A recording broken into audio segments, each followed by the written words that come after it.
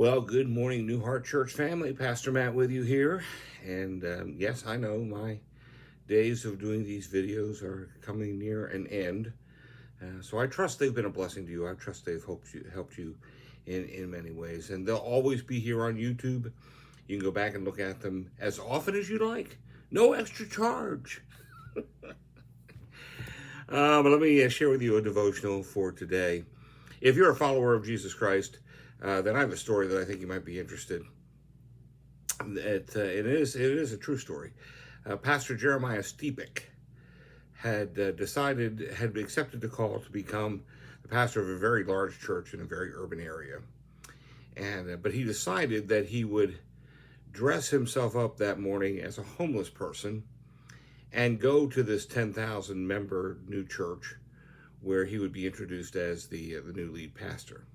He got there early, walked around the place, and this was someplace he was going to spend the next several years ministering and preaching and talking to people. And about 30 minutes before the first service, it began filling with those who were coming eager to hear the good news. But very few people said hello to him or greeted him or welcomed him into the building. He did ask a few people for some change so he could buy food, and no one was willing to even give him a dime. He went into the sanctuary, sat down near the front, and a few of the ushers came and asked him if he would please move himself to the back of the sanctuary. He would try to greet people with a smiling face, but would only be greeted back with stares and dirty looks. It was clear that everybody was looking down and kind of judging and wondering what this strangely dressed, badly smelling man was doing in their church that morning. As he sat there, he listened to the church music, listened to the church announcements and everything. And when all that was done, the chairman of the board of elders went up and said he was excited to be able to introduce the new pastor to the congregation. And he said, "We'd like to introduce to you our new pastor, Pastor Jeremiah Stepek." Well, the congregation looked around, clapping with joy and anticipation, until they saw this very poorly dressed, shabbily dressed, homeless man get up from the back and begin to walk down the aisle and make his way to the pulpit. Immediately, all eyes were fixed on him and clapping stopped. He walked up to the pulpit, took the microphone from the elders, paused for a moment, and then he spoke, quoting a very familiar passage of Scripture to all those who were in attendance. Here's what he read. "Then the king will say to those on his right, 'Come, you who are blessed by my Father. Take your inheritance, the kingdom prepared for you since the creation of the world. For I was hungry, and you gave me something to eat. I was thirsty, and you gave me something to drink. I was a stranger, and you invited me in. I needed clothes, and you clothed me. I was sick, and you looked after me. I was in prison, and you came to visit me.' Then the righteous will answer him, 'Lord, when did we see you hungry and feed you, or thirsty and give you something to drink?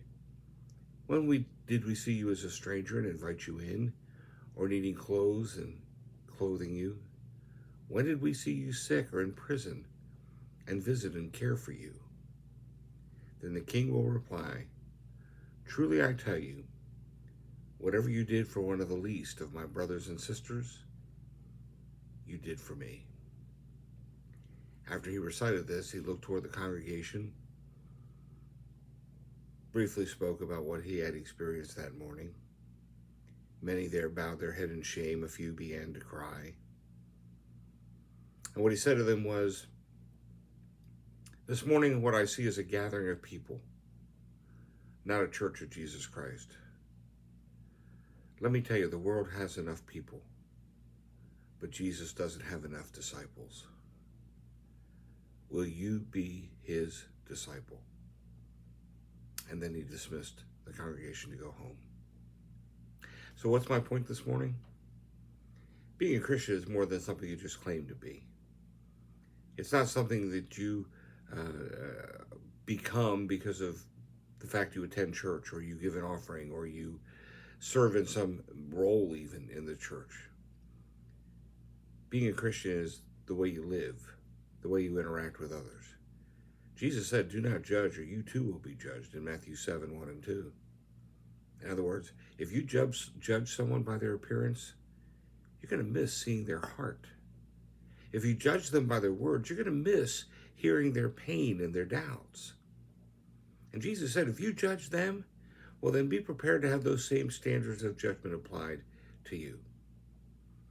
Our call as followers of Jesus is to love as he loved, serve as he served, live as he lived, speak as he spoke, to imitate him in every way and in everyday life. Let me ask you this morning, how's that going for you? Don't forget to join us this Sunday at New Heart Church of the Nazarene, 9:45 for Sunday school, 10:45 for morning worship. I'll continue my series on redeeming the time, and I trust you'll be there to enjoy it and to be benefited and blessed by it. And if you'd like to be part of our Zoom Sunday school class, send me an email at newheartnazarene@gmail.com. We'll get you an invite to that class. God bless you. Have a great day.